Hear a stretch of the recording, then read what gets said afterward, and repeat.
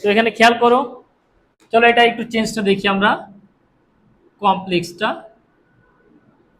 কি হবে? Because of making noise, চিল্লাচিল্লি করার কারণে, দে ওয়ার পানিশড, তাদেরকে কি করা হয়েছে? শাস্তি দেওয়া হয়েছিল।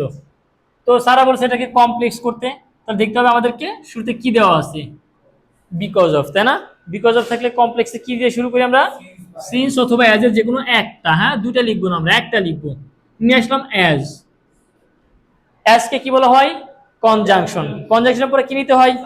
সাবজেক্ট। সাবজেক্ট এখানে নেই, তাহলে কি করবো আমরা? কমার পরে সাবজেক্টটা দেখে নিয়ে আসবো, দেই।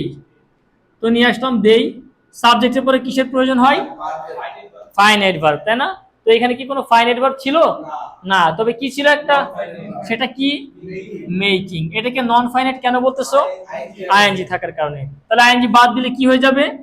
ফাইনাইট ভার্ব হয়ে যাবে। চাইলে তো তুমি লিখতে পারবে না মেক, দেখতে হবে পরের ক্লজটা কোন টেন্সে আছে। এই যে দেখো তো ওয়্যার কোন টেন্স? Past tense, ভি2। তো এটাকে কি করতে হবে? ভি2 বানাতে হবে। মেকের ভি2 কি? মেড। বাকি আছে কি?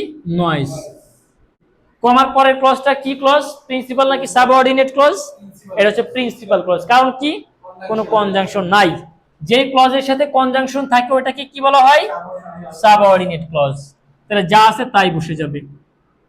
আচ্ছা, এখন আমরা এই সিম্পল সেন্টেন্স থেকে কিভাবে কম্পাউন্ড করতে হয় এটাও দেখে নিব। হ্যাঁ, তো চলো, কমপ্লেক্স থেকে কম্পাউন্ডটা খুবই সহজ, এটা তোমরা অলরেডি জেনেও গেছো। কিন্তু সিম্পল থেকে কমপ্লেক্সটা একটু তুলনামূলক মোর ডিফিকাল্ট, তাই না? তো চলো আমরা কম্পাউন্ডটা দেখি। ধরেই নাও এই কমপ্লেক্স সেন্টেন্সটা নাই, আচ্ছা আমি এটা মুছেই ফেলি। ওকে, মুছে ফেললাম। হ্যাঁ, তো চলো আমরা এই সিম্পল সেন্টেন্স থেকে কি করব? কম্পাউন্ড সেন্টেন্স বানাবো, তাই না? সিম্পল থেকে যদি আমরা কম্পাউন্ড করতে যাই, কম্পাউন্ডে প্রথমে কিসের প্রয়োজন হয় বলতো দেখি? দুইটা সাবজেক্ট আর দুইটা ফাইনাইট ভার্ব, তাই না? আর একটা কিসের প্রয়োজন হয়? কনজাংশন। কি কনজাংশন? Coordinating conjunction. কম্পাউন্ডে যে কনজাংশন গুলো ব্যবহার করা হয় এগুলো কি কি বলা হয়? Coordinating conjunction. সাধারণত মনে রাখবা কি? অ্যান্ড, বাট, অর, সো, এগুলো বেশি আসে আর কি। হ্যাঁ, and, but, or, so.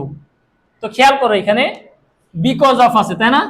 Because of থাকলে কম্পাউন্ডে কি বসে দেখো তো দেখি শীটে। হ্যাঁ, ওই যে দেখো অ্যান্ড হয়, তাই না? দুইটা সেন্টেন্সের মাঝখানে কি থাকে? অ্যান্ড থাকে। তাহলে আমাদেরকে প্রথমে কি করতে হবে বলো তো দেখি? আগে দুইটা সেন্টেন্স বানাতে হবে, তাই না? আর ওই দুই সেন্টেন্সের মাঝখানে কি করতে হবে? একটা অ্যান্ড নিয়ে আসতে হবে, তাই না? কমার পরে তো একটা পরিপূর্ণ সেন্টেন্স বানানোই আছে, আমাদের তাহলে আর একটা বানাইতে হবে। সেটা কোথায় বলতো দেখি? এক্স্যাক্টলি কমার আগে। কমার পরে পরিপূর্ণ সেন্টেন্স আছে, কিভাবে বুঝলাম বলতো দেখি? সাবজেক্টও আছে এখানে, আবার কি আছে?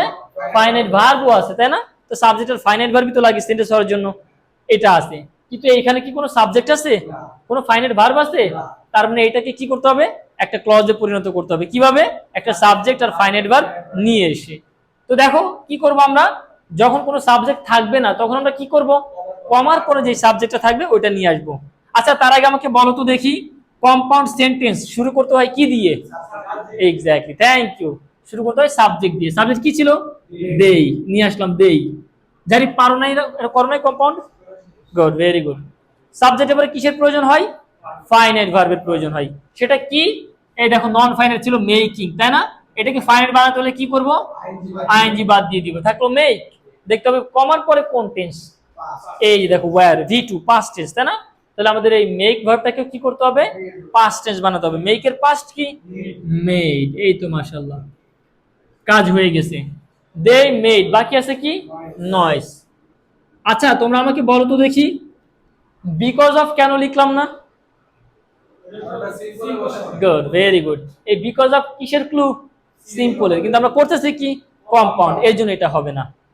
তাহলে কমার পরিবর্তে কি হবে? এই তো মাশাআল্লাহ, এন্ড। বাকি আছে কি? They were punished. এখানে আর একটা জিনিস খেয়াল করি আমরা, সেটা হচ্ছে যদি কখনো দেখো কম্পাউন্ড সেন্টেন্সের সাবজেক্ট দুইটাই সেম হয়ে গেছে, অর্থাৎ একই সাবজেক্ট হয়ে গেছে, তাহলে সেই ক্ষেত্রে আমরা কি করব? পরের ক্লজে যে সাবজেক্টটা আছে এন্ড এর পরে যে সাবজেক্টটা থাকবে ওটাকে আমরা বাদ দিয়ে দিব, ঠিক আছে? বাদ দেওয়া বেটার আর কি। হ্যাঁ, তা নাহলে এটা হয়ে যায় আর কি রিডান্ডেন্সি, একই কথা বারবার, বাহুল্য দোষ হয়ে যায়। তো যখন দেখবো কম্পাউন্ড সেন্টেন্সের দুইটা সাবজেক্ট একই হয়ে গেছে, তখন আমরা এন্ড এর পরে যে সাবজেক্টটা থাকবে এই সাবজেক্টটাকে কি করব? বাদ দিয়ে দিব। হ্যাঁ, তোমরা আমাকে বলতে পারো যে ভাই তাহলে কমপ্লেক্সে আমরা বাদ দিই না কেন? কমপ্লেক্সে বাদ না দেওয়ার একটা কারণ আছে। কারণ কি? কনজাংশনের পরে কি লাগবে? অবশ্যই অবশ্যই একটা কি লাগবে? সাবজেক্ট লাগবে। হ্যাঁ, ওই সেন্টেন্সটা বানানোর জন্য ওইখানে ওই সাবজেক্টটা লিখতে হয়। দুইটা সাবজেক্ট একই হইলে তারপরেও লিখতে হয়। বুঝতে পারছো? তাহলে কম্পাউন্ডে যদি দুইটা সাবজেক্ট একই হয়, তাহলে এন্ড এর পরে যে সাবজেক্ট থাকবে ওটা কি করবো আমরা? বাদ দিয়ে দিব।